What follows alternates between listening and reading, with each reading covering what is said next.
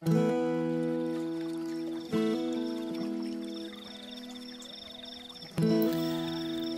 saudaraku, senang berjumpa dengan saudara dalam acara Renungan Malam Seruan Makedonia. Mari kita berdoa sebelum membaca merenungkan firman. Bapa dalam sorga, kami menyembah Engkau malam ini, bersyukur untuk kebaikan Tuhan yang sudah menyertai kami sepanjang hari dalam semua aktivitas kami. Sebelum kami masuki jam-jam dan istirahat kami di depan, Kamu membaca merenungkan firman-Mu. Roh Kudus, tolong apalah kami untuk memahami kebenaran-Mu, menjadi pedoman dalam kehidupan kami. Bersabdalah Tuhan, karena kami siap mendengarkan firman-Mu. Dalam nama Yesus kami berdoa. Amin. Saudara, pembacaan kita malam ini terambil dari Mazmur 42 ayat 6-12. Mazmur 42 ayat 6-12. Demikian firman Tuhan. Mengapa engkau tertekan, hai jiwaku, dan gelisah di dalam diriku? Berharaplah kepada Allah, sebab aku akan bersyukur lagi kepadanya, penolongku dan Allahku. Jiwaku tertekan dalam diriku, sebab itu aku teringat kepadamu dari tanah sungai Yordan dan pegunungan Hermon, dari gunung Misar. Samudra raya berpanggil-panggilan dengan deru air terjunmu. Segala gelora dan gelombangmu bergulung melingkupi aku. Tuhan memerintahkan kasih setianya pada siang hari, dan pada malam hari aku menyanyikan nyanyian, suatu doa pada Allah kehidupanku. Aku berkata kepada Allah, gunung batuku, mengapa engkau melupakan aku? Mengapa aku harus hidup berkabung di bawah impitan musuh? Seperti tikaman maut ke dalam tulangku, lawanku mencela aku, sambil berkata kepadaku sepanjang hari, di mana Allahmu? Mengapa engkau tertekan, hai jiwaku, dan mengapa engkau gelisah di dalam diriku? Berharaplah kepada Allah, sebab aku bersyukur lagi kepadanya, penolongku dan Allahku. Sampai sedemikian jauh pembacaan firman Tuhan. Berbahagialah orang mendengarkan firman, merenungkannya, dan mau mewujud nyatakan dalam kehidupan ini hari lepas hari. Tema kita malam ini, berpengharapan dalam pergumulan. Berpengharapan dalam pergumulan. Saudara, para ahli biologi berkata, hidup tanpa adanya tantangan atau rintangan tidaklah berfaedah bagi sebuah spesies atau makhluk hidup. Contohnya saja, binatang yang ada di kebun binatang atau tangkaran sulit untuk survive, tidak perlu berjuang untuk dapatkan makanan, karena tiap hari diberi makan oleh petugas. Dianya berbaling-baring dan bermalas-malasan saja. Artinya, masa-masa sukar seringkali dapat membuat seseorang pada ketekunan dan ketahanan emosi dan fisik. Keyakinan saya, Tuhan izinkan anak-anaknya mengalami pergumulan supaya saudara dan saya tetap kuat atau survive. Amin. Mari kita lihat dalam Yakobus pasal 1 ayat 2 dan 3. Saudara-saudaraku, anggaplah sebagai suatu kebahagiaan apabila kamu jatuh ke dalam berbagai pencobaan. Sebab kamu tahu bahwa ujian terhadap imanmu itu menghasilkan ketekunan, dan biarkanlah ketekunan itu memperoleh buah yang matang, supaya kamu menjadi sempurna dan utuh dan tak kekurangan suatu apapun. Yakobus 1 ayat 2-4. Roma 5 ayat 3-5 dikatakan, dan bukan hanya itu saja, kita malah bermegah juga dalam kesengsaraan kita, karena kita tahu bahwa kesengsaraan itu menimbulkan ketekunan, dan ketekunan menimbulkan tahan uji, dan tahan uji menimbulkan pengharapan, dan pengharapan tidak mengecewakan, karena kasih Allah telah dicurahkan di dalam hati kita oleh Roh Kudus yang telah dikaruniakan kepada kita. Saudaraku yang kasih dalam Tuhan Yesus, Dr. Stephen Hawking berkata, seseorang yang diperhadapkan dengan kesulitan yang sangat berat harus menolong dirinya sendiri untuk bisa menjadi lebih tekun dan ulet, merengek dan mengasihani diri sendiri walaupun nampaknya masuk akal dan dapat dimengerti, merupakan sikap yang mematikan diri sendiri.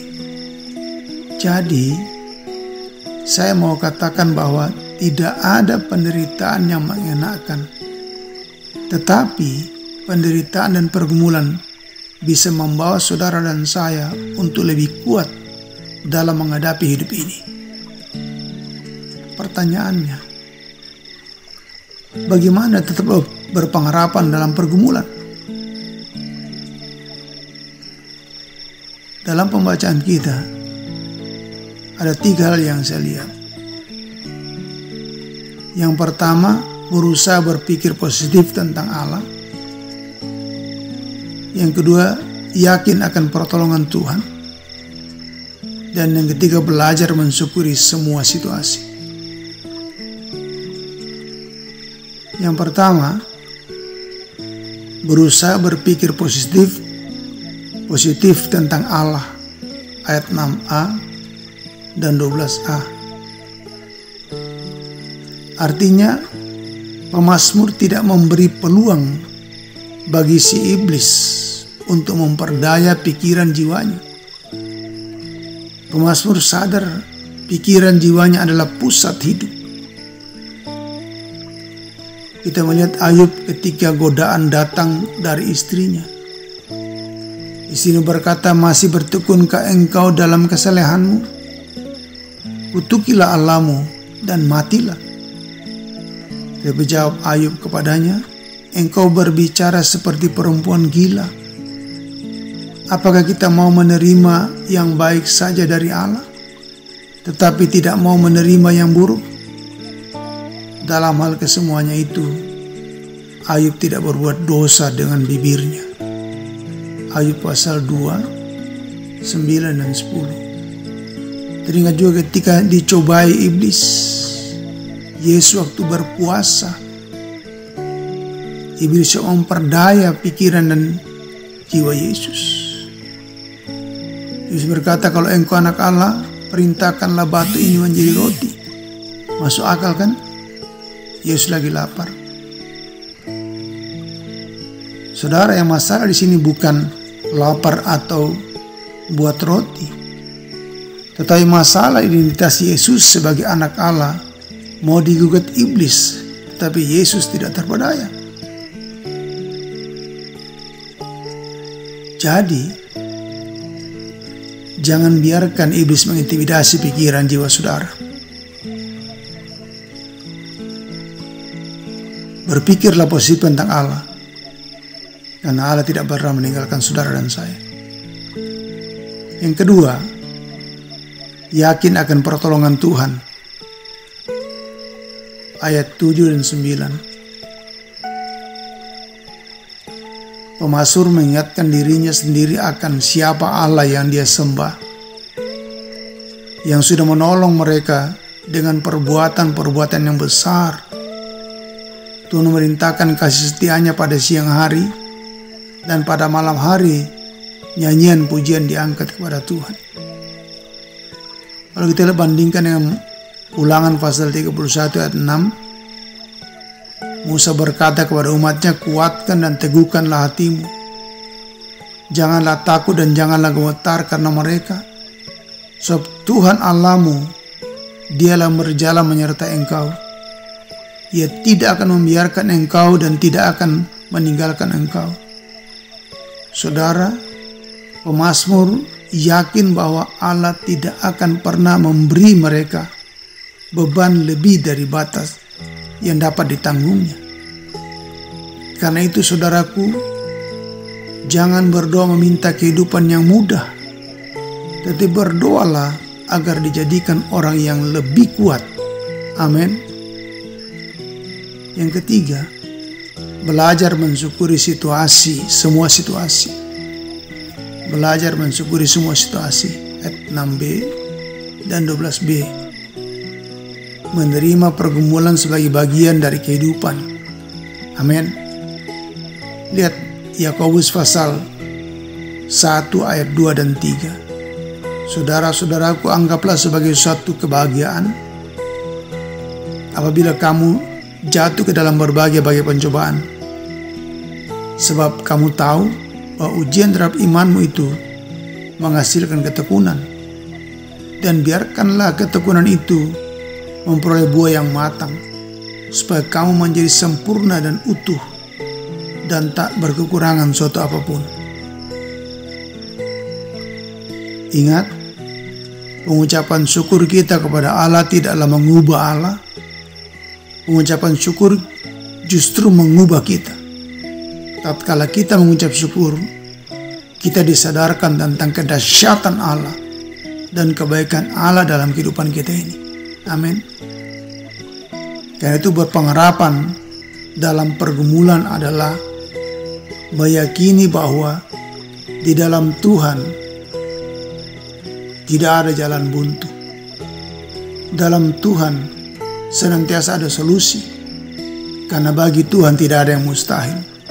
Karena itu saudaraku, ingatlah, Anda tidak pernah diberi harapan tanpa diberi kekuatan untuk membuatnya nyata sekaligus. Namun, bagaimanapun Anda harus mengupayakannya. Richard Bach. Sampai sekian ibadah firman Tuhan malam ini. Tuhan berkati kita. Mari berdoa.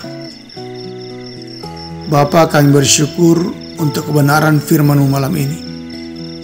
Kuatkan dan teguhkan iman percaya kami, agar dalam tantangan hidup ini kami tetap meyakini akan pertolongan-Mu, terutama dalam masa-masa pandemi COVID-19 ini. Kami meyakini bahwa pertolongan perlindungan Tuhan tetap menjadi bagian kami. Kami aman dalam berkat-Mu. Dalam istirahat kami malam ini, lindungi apalah umat-Mu Tuhan. Jauhkan dari kuasa kegelapan serta mara bahaya. Lindungi dalam ketiduran malam ini sehingga esok pagi bangun dengan kesegaran baru dalam berkat Tuhan yang baru juga. Terima kasih Bapa di surga, dalam nama Tuhan Yesus kami berdoa. Amin. Saudara, sampai di sini renungan malam Seruan Makedonia. Salam sehat selalu, tetap jaga protokol kesehatan, dan tetap semangat. Tuhan Yesus memberkati. Shalom.